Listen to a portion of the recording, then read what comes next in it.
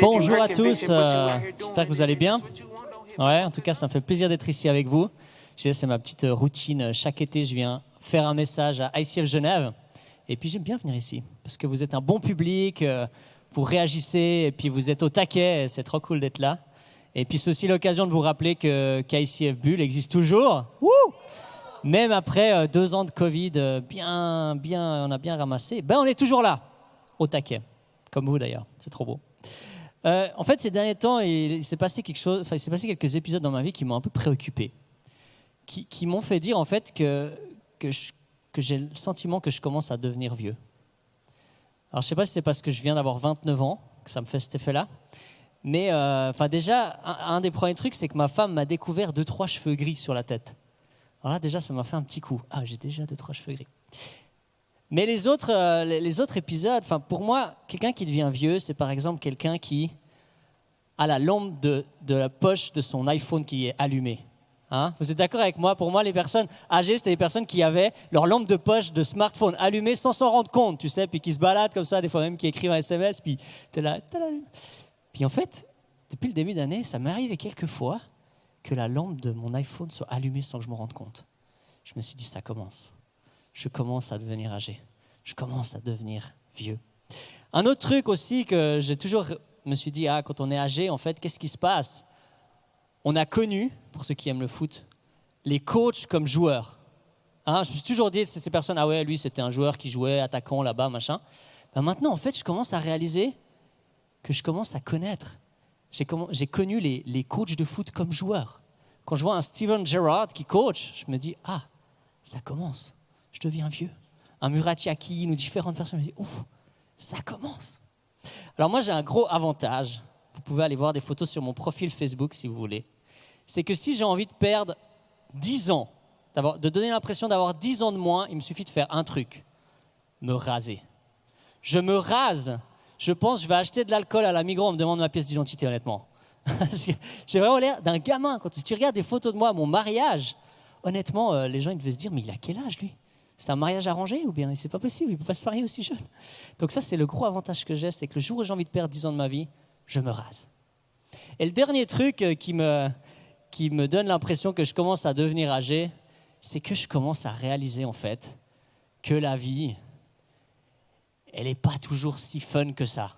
Tu sais, c'est l'âge où tu réalises qu'en fait, tous tes idéaux que tu avais en tant qu'adolescent, que tu allais transformer le monde et puis sauver l'Amazonie, je ne sais pas quoi, ce n'était pas des rêves que moi j'avais, mais j'en pique comme ça. Tu réalises, peut-être qu'en fait, ça ne va pas se passer. Et surtout, tu réalises que la vie, elle a des moments fun, mais elle a aussi des moments franchement pas très fun, quoi, qui sont une blague pas très drôle. Et du coup, en fait, ça m'a amené à me poser une question. C'est dans ma vie de foi, dans mon parcours avec Dieu, comment est-ce que je dois fonctionner avec mes émotions négatives? Comment est-ce que je dois traverser ces moments de souffrance qui viennent réveiller de la peur, de la tristesse ou de la colère? Comment avancer avec ça tout en étant aussi accroché à Dieu et à qui il est?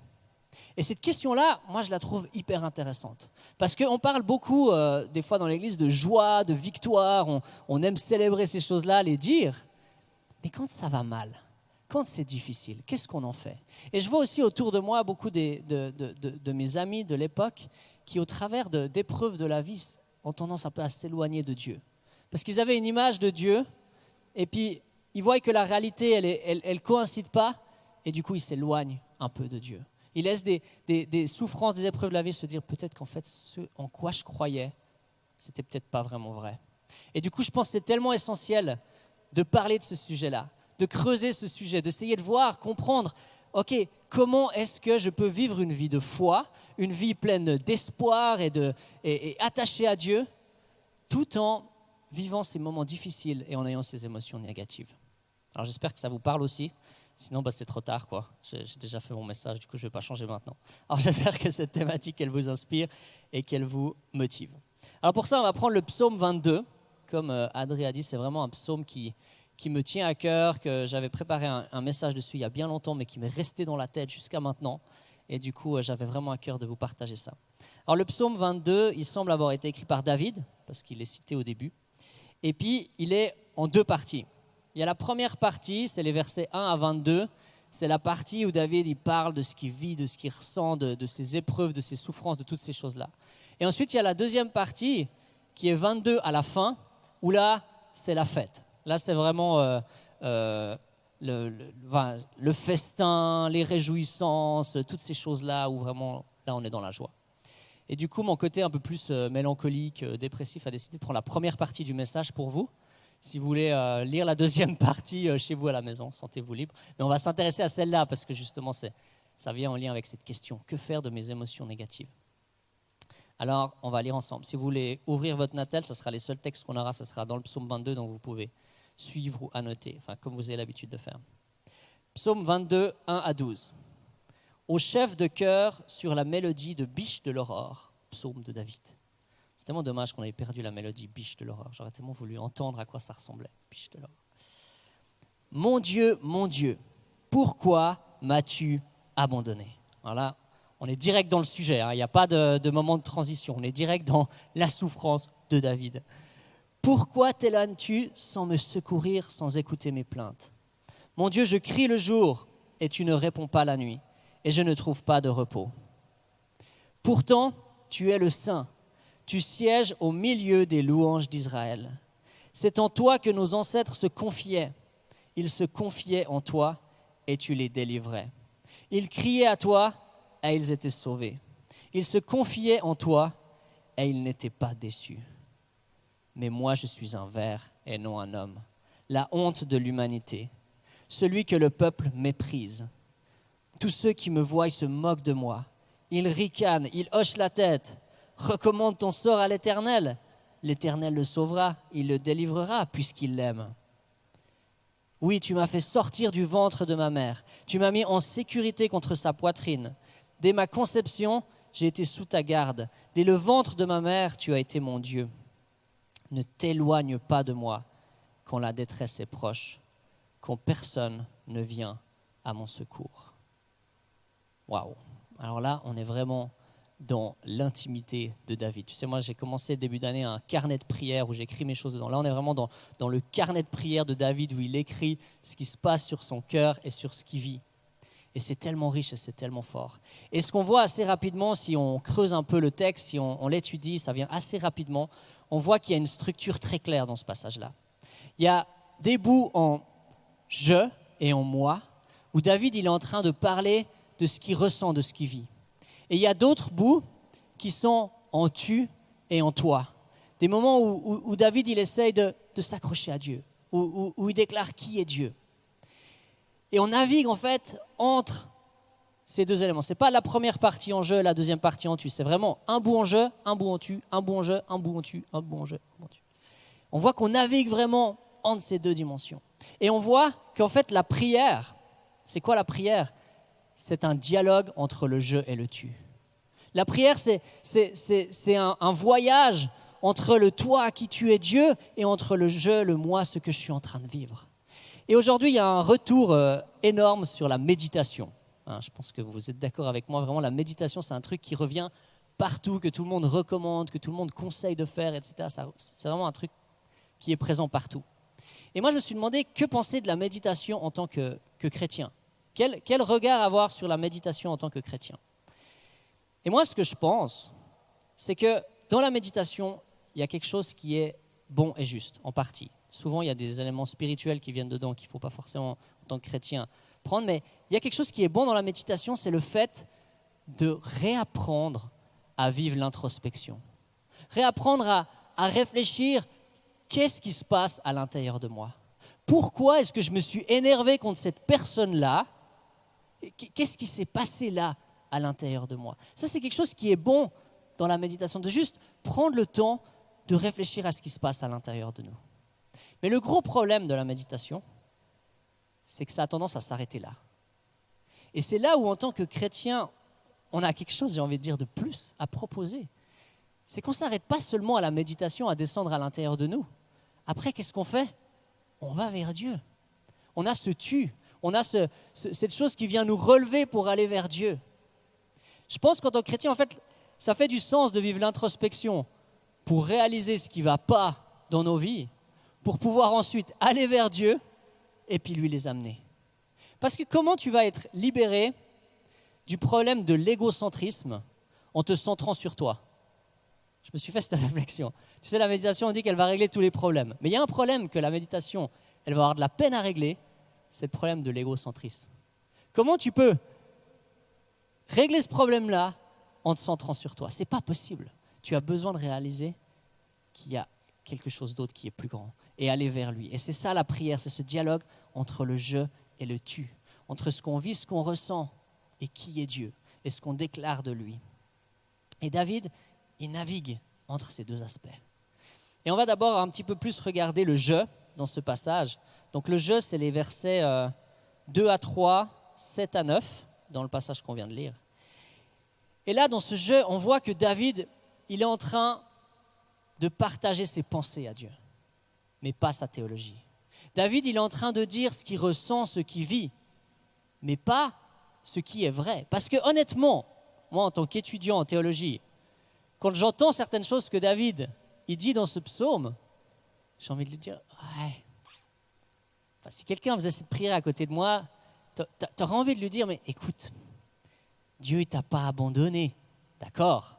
Peut-être que tu ne le vois pas maintenant dans ta situation, mais il ne t'a pas abandonné, Dieu. Okay? C'est pas juste de dire ça, d'accord? Dieu ne t'a pas abandonné. Ou bien d'un autre côté, quand il dit, je suis un ver, non, écoute, théologiquement, tu n'es pas un ver, ok? Tu es un être humain créé à l'image de Dieu, ok? Tu n'es pas un ver. Non, on voit que David, il est en train de dire à Dieu ce qu'il ressent, ce qu'il vit. Il est en train de lui dire, là, j'ai l'impression que tu m'as abandonné. Et c'est même fort parce qu'il ne dit pas, j'ai l'impression que tu m'as abandonné. Il dit, pourquoi tu m'as abandonné? C'est encore plus fort que ça. Il dit ce qu'il vit, ce qu'il ressent à Dieu. Et moi, je crois que c'est quelque chose que, peut-être c'est surtout un truc suisse, où on aime dire ce qui est juste de dire, ce qui est politiquement correct à dire. Et des fois, dans nos prières, on est lisse, tu sais, on est tout parfait, on fait les belles prières où on récite 2-3 versets dedans. Ça, c'est vraiment le top des prières. Tu récites 2-3. Et puis, on s'arrête. Mais non, quand c'est la dernière fois que dans ta relation avec Dieu, tu lui as dit ce que tu ressentais vraiment? Est-ce que tu oserais dire à Dieu, là, je suis en colère parce que je ne comprends pas pourquoi tu n'as rien fait dans cette situation-là.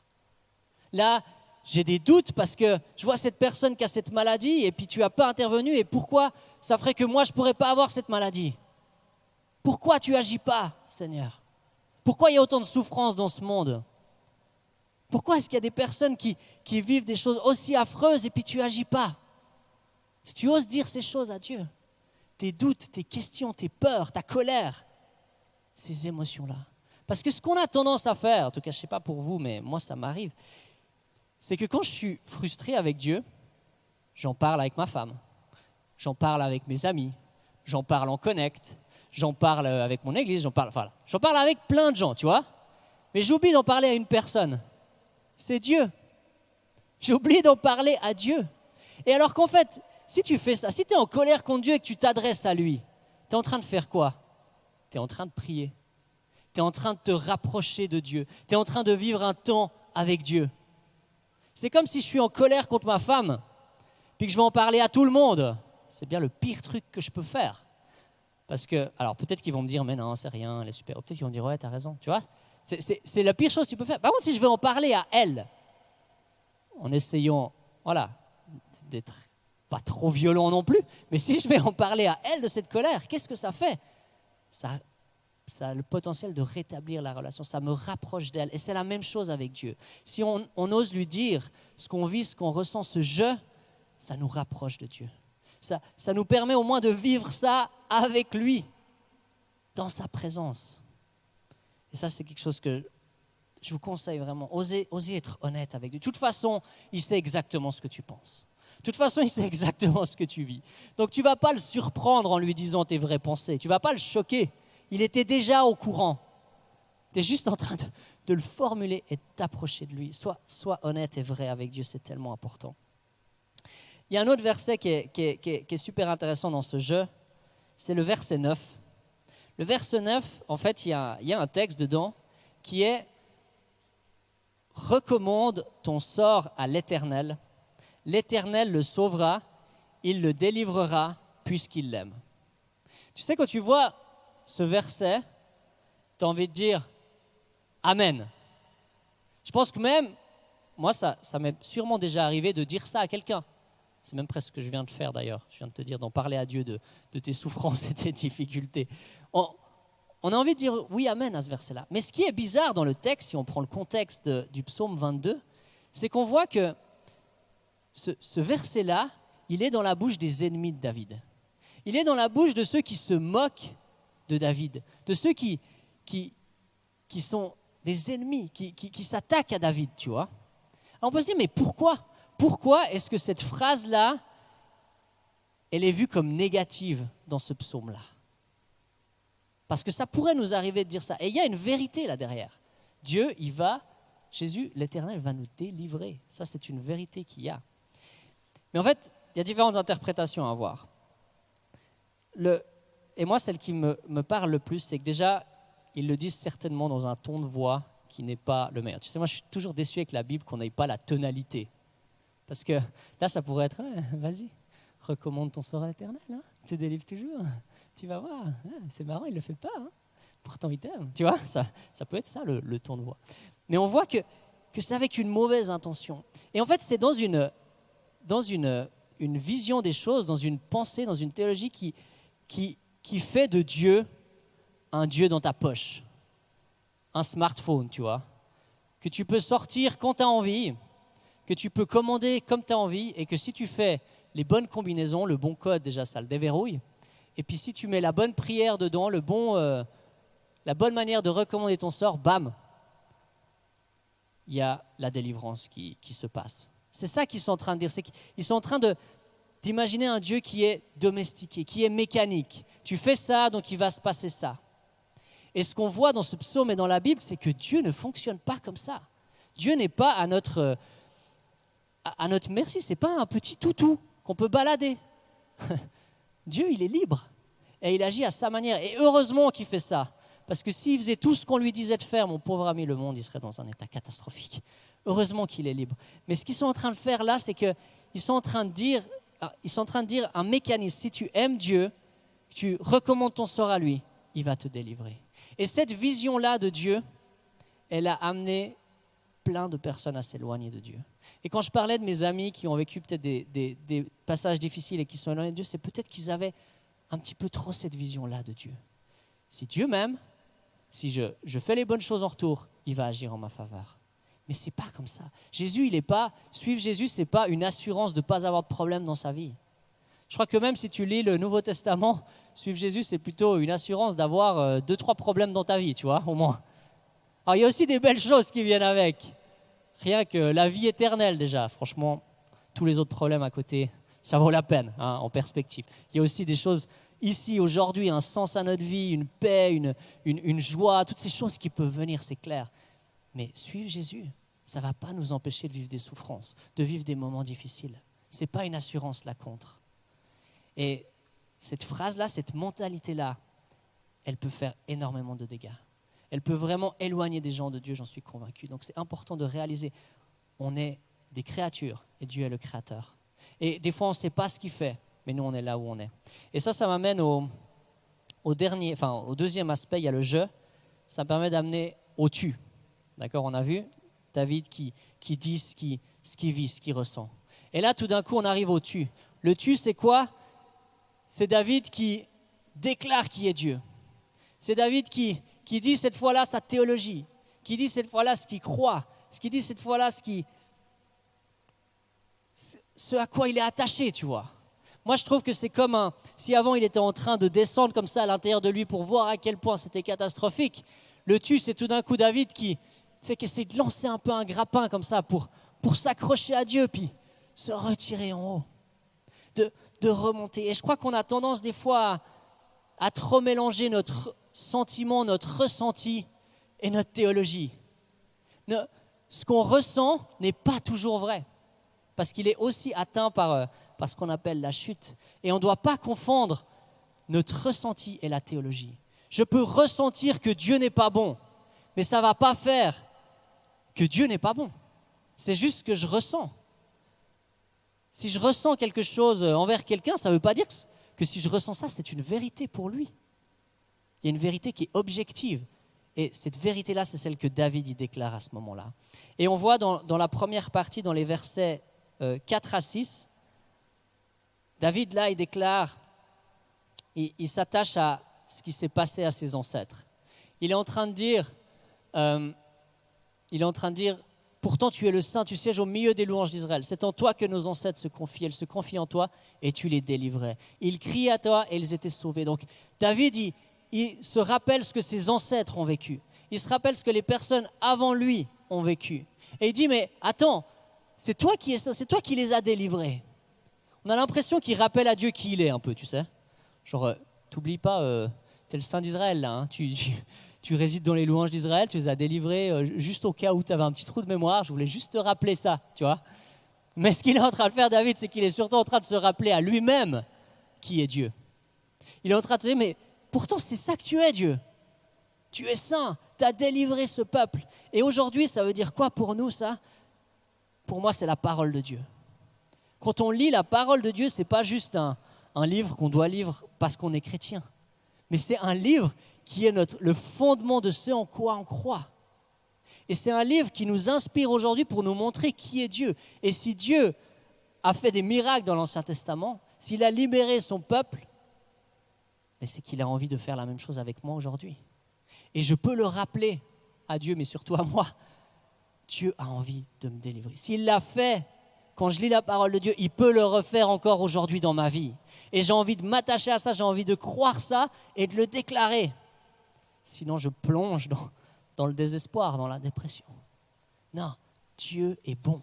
Dieu a envie de nous libérer. Se rappeler ce qu'il a fait dans sa parole de Dieu.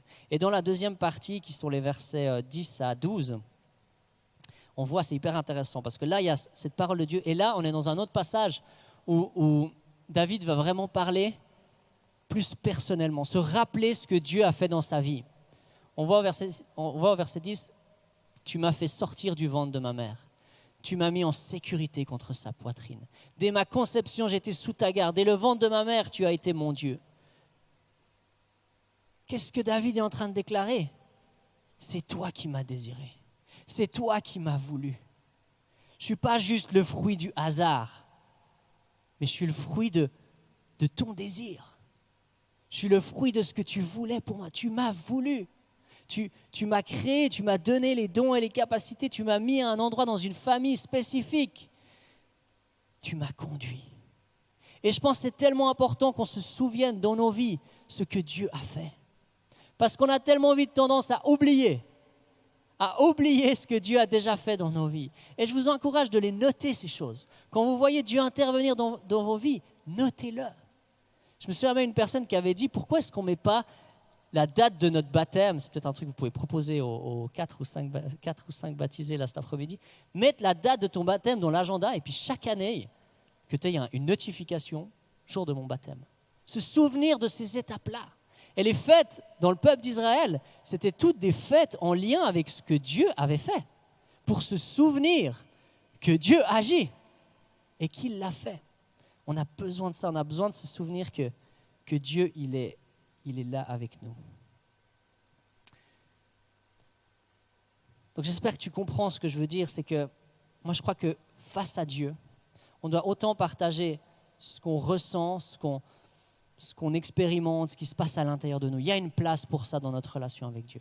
Mais on ne doit pas non plus s'arrêter que là. On doit aussi déclarer qui est Dieu, déclarer qui il est, déclarer ses vérités, déclarer ces choses qu'on croit, on dit avec la tête et pas avec le cœur, déclarer ce qu'on croit de qui est Dieu. Et ce processus entre naviguer entre ce « je » et ce « tu », il nous permet d'avancer et de traverser ces épreuves de la vie. Ça nous permet de vivre ce processus et de grandir. Parce que moi, je vois autour de moi, je vois un peu deux tendances de personnes avec les émotions. Peut-être que tu vas te reconnaître plus dans une extrême qu'une autre. C'est aussi deux tendances qu'il y a dans mon couple, ces deux extrêmes. La première, c'est celle où quand il y a une émotion négative qui débarque, ça c'est mon extrême. Quand elles débarquent, qu'est-ce qu'on fait? On l'étouffe. Ou surtout, on va tout faire pour ne pas y penser, tu vois. On est là, mais c'est quoi ce truc-là? Non. Ok, j'ai quoi à faire déjà dans ma to-do list? Ok, je vais faire ça, machin. Je vais tout faire pour pas y penser, tu vois. Je vais essayer de mettre ça de côté pour éviter d'en être confronté. Ça, c'est la première tendance qu'on a. Et la deuxième tendance qu'il peut y avoir, ça c'est plutôt celle de ma femme, c'est celle où l'émotion négative, elle arrive et elle jaillit, tu vois. Genre vraiment, elle sort et puis elle déborde. Et puis voilà. L'avantage de ça, c'est qu'au moins elle sort, tu vois. Alors des fois, quand t'es un peu trop proche, ça peut être un peu violent, mais au moins elle sort l'émotion, tu vois. Le risque, c'est qu'elle puisse être envahie par cette émotion-là et plongée. Par contre, moi, mon problème, si tu te reconnais là-dedans, c'est que je ne vais pas vivre mon émotion négative. Je vais passer à côté. Et en fait, en psychologie, on dit que si une émotion négative n'a pas été vécue, elle va ressortir différemment. Elle va ressortir ailleurs. Elle va ressortir sous forme d'amertume ou sous forme d'autres choses dans un autre domaine de notre vie.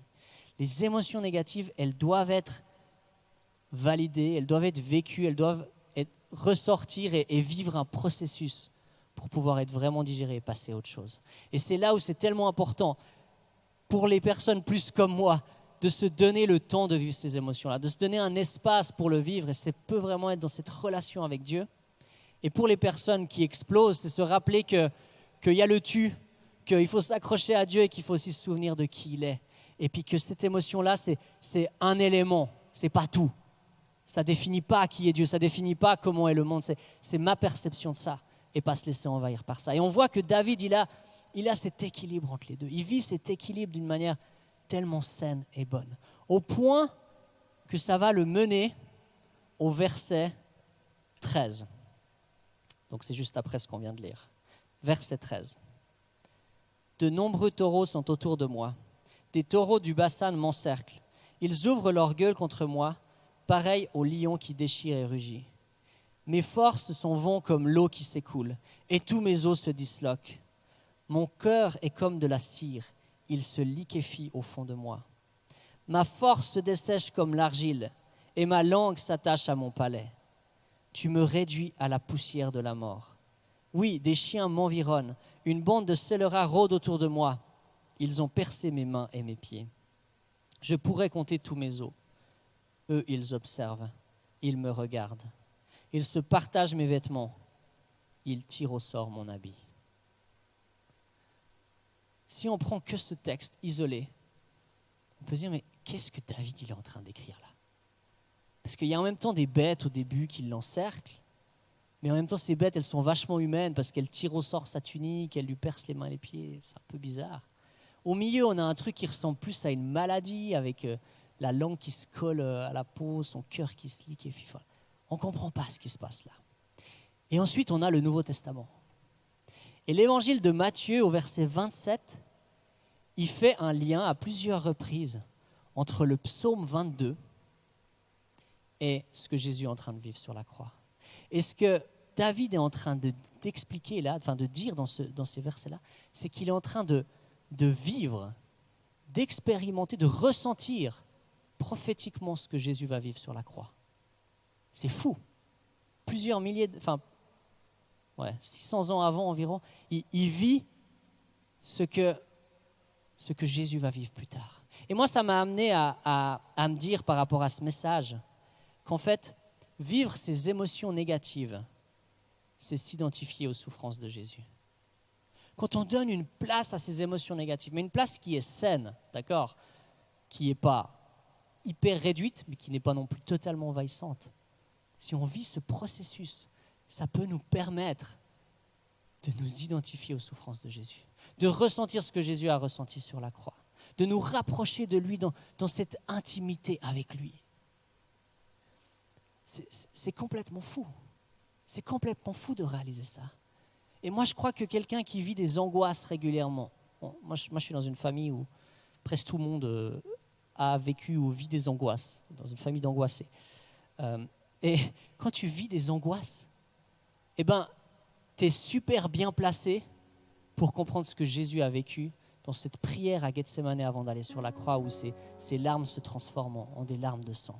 Une personne qui vit du rejet, peu importe dans quel cadre, ça peut être sa famille, son travail, ses amis, à l'école, aux études, quoi que ce soit. C'est une personne qui va pouvoir comprendre le rejet que Jésus a vécu sur la croix. Une personne qui souffre d'une maladie ou d'une difficulté ou quoi que ce soit, qui souffre physiquement dans son corps, il va pouvoir davantage comprendre ce que Jésus a vécu sur la croix. Alors je ne suis pas en train de te dire qu'il faut que tu aies recherché ces souffrances-là. Je ne suis pas en train de te dire qu'il faut absolument te casser une jambe ou choper une maladie grave pour que comme ça tu comprendras mieux qui est Jésus. Je ne suis pas en train de te dire ça. Mais je suis en train de dire que si la vie, elle te donne des citrons bien acides, qu'elle te donne des épreuves et des souffrances dans la vie, eh bien avec Dieu, au travers de ce processus, tu peux en faire de la limonade. Et moi je vais te dire un truc, si au travers des épreuves, des souffrances, des difficultés, ça te permet de t'approcher encore plus de Dieu et de recevoir des promesses encore plus fortes, Satan il peut faire quoi contre toi? Il est impuissant. En tout cas, ça risque de le motiver d'arrêter de continuer, tu vois. Je crois que vivre ce processus avec Dieu, ça peut nous permettre d'aller chercher des choses magnifiques dans sa présence. Et j'ai juste envie de finir avec un témoignage. En début d'année, on a vécu l'épreuve la plus difficile qu'on a traversée avec ma femme. C'est qu'en fait, ma femme est tombée enceinte fin 2021.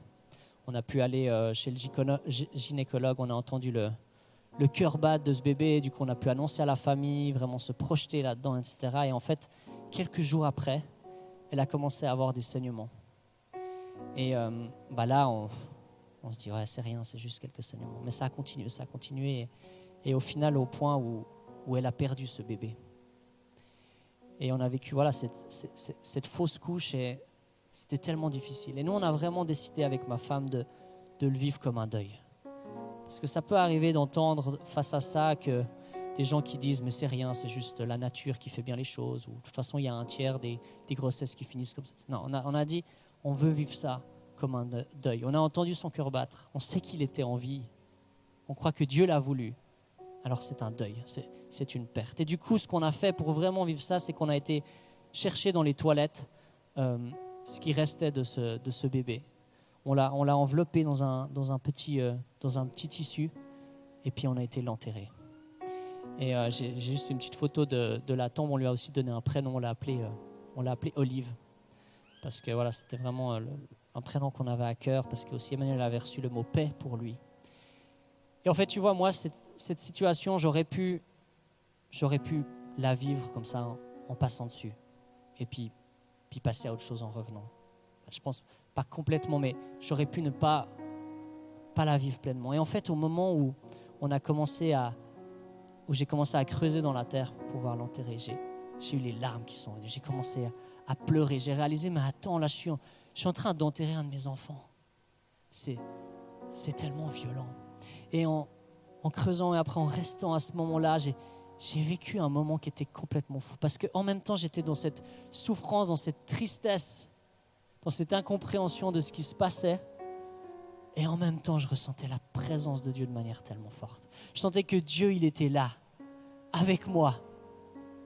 Et même à ce moment-là, j'ai réalisé, mais un jour, je vais le rencontrer, cette Olive. Un jour, je vais pouvoir le rencontrer. Parce qu'en tant que chrétien, on a cette espérance que la mort n'aura pas le dernier mot. Et qu'après la mort, il y aura la résurrection. Et que je peux croire que je vais rencontrer cette Olive et qu'il est en train même d'être élevé dans les bras de Dieu. Qu'il a la chance de jamais connaître le péché. Waouh! Et qu'en même temps, on aurait tellement voulu pouvoir le prendre dans nos bras et de pouvoir l'accueillir et de le faire une place dans la famille. Donc, il y a ce mélange entre cette souffrance et en même temps cet espoir qui est là. Et cette promesse, peut-être quelqu'un aurait pu me la dire au début du processus, mais tu sais, tu vas le revoir un jour. Mais ça n'aurait jamais eu la même valeur que si j'avais pas traversé ce processus pour en arriver là. Et moi, je t'encourage, la prochaine fois que la vie, elle te donne des souffrances, la prochaine fois qu'elle arrive des choses difficiles dans ta vie, à toi ou quelqu'un autour de toi, encourage-le à prendre le temps de vivre ce processus, à donner de la place pour que pour que vous puissiez aller chercher ces promesses vers Dieu qu'il a pour vous. Aller chercher sa présence, grandir dans cette intimité avec lui. Parce que c'est ce que Dieu veut pour nous, parce qu'il est bon et parce qu'il nous aime. Et ça, on le déclare au-dessus de n'importe quelle situation. J'ai juste envie de prier. Ouais, Jésus, moi j'ai vraiment envie de te remercier parce que tu es pas un Dieu lointain, indifférent à ce qu'on vit. Tu es un Dieu qui a été jusqu'au point de vivre ses souffrances, de vivre ses angoisses, de vivre ses peurs, de vivre aussi cette colère jusque sur la croix, par amour pour nous. Et quand on s'adresse à toi, quand on t'exprime nos ressentis, quand on t'exprime ces émotions négatives, tu es la meilleure personne pour nous comprendre. Parce que tu les as aussi vécues. Tu as aussi traversé ces choses-là. Et moi, j'ai envie de te prier pour chacune des personnes qui est dans cette salle ou qui écoute ce message. Peu importe qui c'est. J'ai envie de te prier pour des personnes qui traversent une épreuve ou une souffrance. J'ai envie de te demander que par ton Saint-Esprit, tu puisses venir les rejoindre là où ils sont. Qu'ils puissent ressentir que tu es là avec eux et qu'il y a de la place pour vivre ces émotions négatives. Qu'il n'y a pas besoin de culpabiliser ou d'avoir de la honte de ça. Il y a de la place devant toi pour vivre ces choses-là. Je te prie aussi qu'ils ne laissent pas ces sentiments prendre le dessus sur qui tu es et sur ce qu'ils croient, Seigneur. Qu'au travers de ce processus, avec cet équilibre entre les deux, Seigneur, je te prie que tu puisses venir apporter des promesses, que tu puisses venir apporter de la réjouissance, que tu puisses venir apporter des bonnes choses dans la vie de ces gens, Seigneur. Parce que ce psaume, il finit en déclarant « Tu m'as répondu ». Et je crois qu'on peut déclarer ça aussi aujourd'hui, qu'un jour, on pourra, de toute façon, face à n'importe quelle épreuve, on pourra répondre « Tu m'as répondu ». Pas comme on le pensait, mais comme toi, tu l'as fait. Et merci pour cette vie de foi qu'on peut vivre, qui ne renie pas la réalité, mais qui est en même temps remplie d'espoir, qui peut dépasser n'importe quelle épreuve qu'on peut vivre. Oh, merci pour le Dieu tellement bon et tellement incroyable que tu es. Amen.